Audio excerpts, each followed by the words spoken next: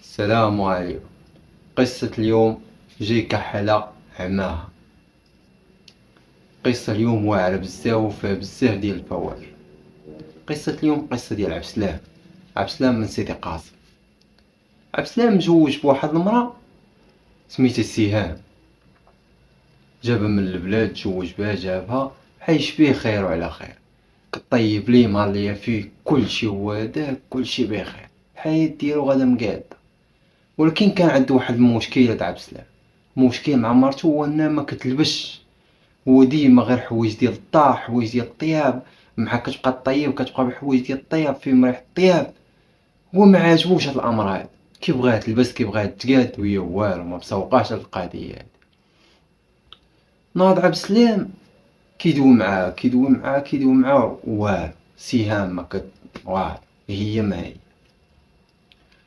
عبد السلام ملي شاف داك الامر بحال هكا قال اجي ما غندير، غنشوف شي فقيه اللي غادي يقضي ليا الغاره باش تولي تهلا في راسها. وهادي مع هو حكم انه كيبغيها وما قدرش يتزوج عليها ولا يطلقها، شاف طريقه اخرى، طريقه اللي تقدر هي تفيدو، هي غتمشي في اتجاه معاكس.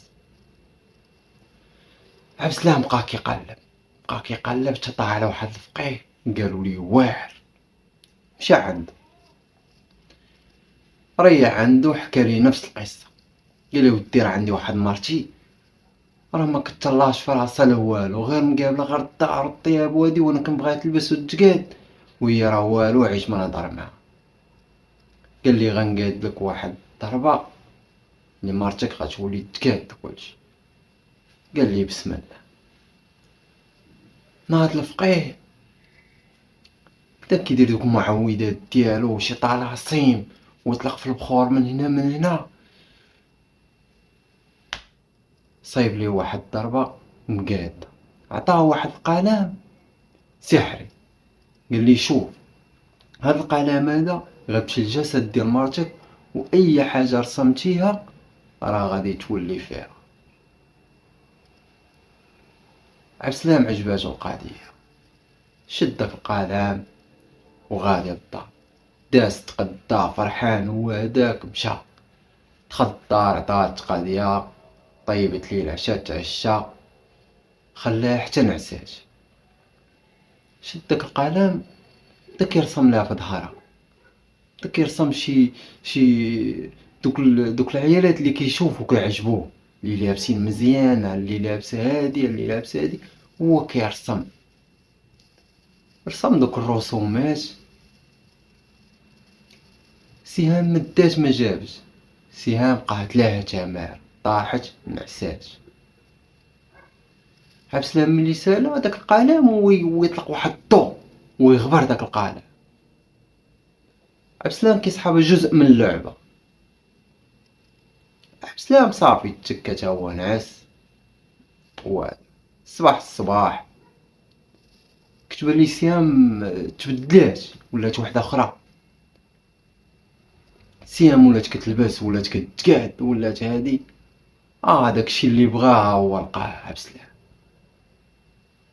ولكن سهام ما وقفاتش عند هاد الحد هذا، السحر ديالو مشى لأبعد حد، ولات كتلبس وكتقاد وكتخرج، ولات كتخرج بالليل كتبقى تدور. عبد السلام ما كيشوف داكشي ما قدرش يهضر لانه هو السبب في هادشي. ولات كتجي حتى الوقت متاخر كتدخل ما بقات لا كطيب لا حتى شي حاجه. عبد السلام بدا كيحس بالضربه، كيقول اش هادشي، وما قدرش يدوي معاه لانه داكشي دارو بيدو.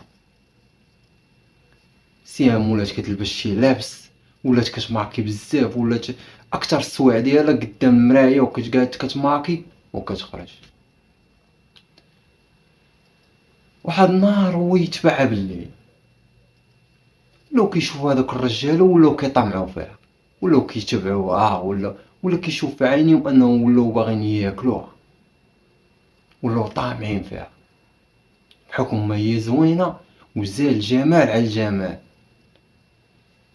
ولاو كيضربوا بها الرجاله وهادي، هو ما تسرطاتش ليه، مرض في صحته، ما بقاش كتسوق ليه.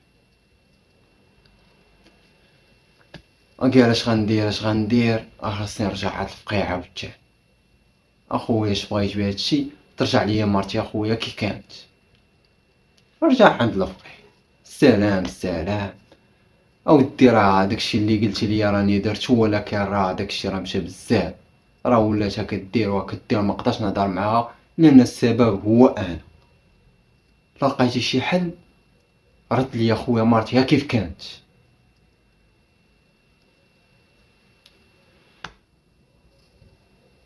شاف فيه الفقيه شوفه، قال لي راه ما يمكنش، حيت السحر اللي درت لك راه قوي بزاف. ولكن عبد السلام قال لي غير سير ماشي مشكل، قال لي المهم عتق ليا مرتي راه هادشي بين يديا. بدا دوك الساحر بداو شي طلاسيم وشي تعاويذ وسالو شي خدامين والبخور، داكشي تشوفيه شعرك كيوقف. سال الساحر قال لي سير على سلامتك، راه خدمة تقدات، سير. مشى عبد السلام فرحان خلعة كلشي، مشى للدار، دخل ملقاش سيهام، بقى كيتسنى تما، بانت ليه سهام جيه لابسه نيت اللبس اللي كانت كتلبسو شحال هادي، الشلابه وهادي.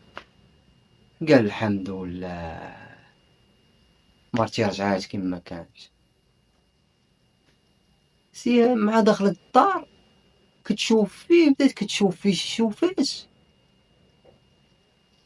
عبد السلام دخلو التناوي ودخلو الشك، عرف بان كاينه شي حاجه ماشي هاديك، وبدا كيتفكر ان الساحر والساحره. قال لي ودي هادشي راه عنده عواقب كثيره، عرف بهادي من العواقب اللي غيطرا عليه. سهام مشات فيه، بقى كيشوف فيه، قالت لي شكون انت؟ قال